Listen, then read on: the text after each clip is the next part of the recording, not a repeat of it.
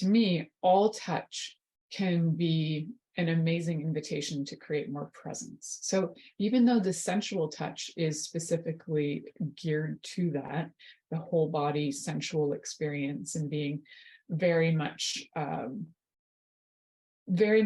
grounded and present with your partner, all of them can have that element as well. And even in the sensual experience, what do we need?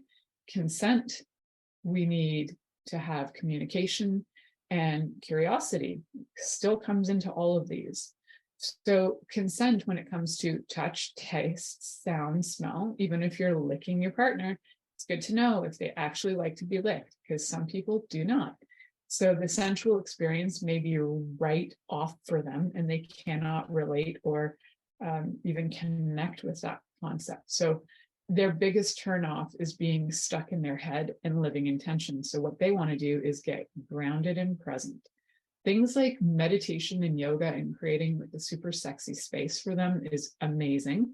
They're, the kind of people who would love to have their own sex room in their house for sure, and have something dedicated to that with all of the different erotic things that can arouse your senses. They might have a little corner where they have their favorite wine or something, and then they have another corner where they have candles lit, so they have the smells and they have tastes and they have music playing. So they might have all of that experience with some super luxurious feeling, different textures in the room, like materials that might be hanging from the ceiling or on the bed or on the floor.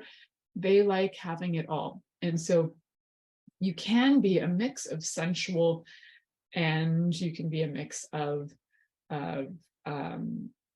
energetic. Now you bring those together, that's quite an interesting combination, right? And you might be a combination of sensual and sexual. You might be a combination of sensual and kinky.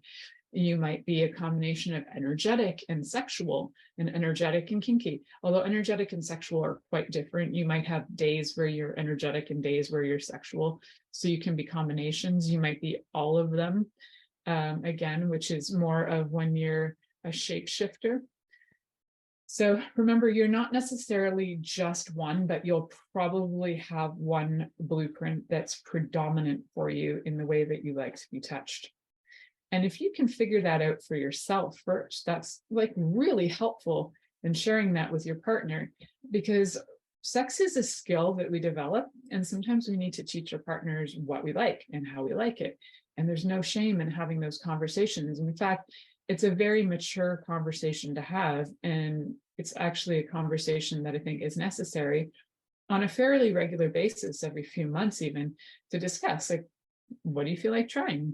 How about these different touches? What do you want to experience? Let's try some things.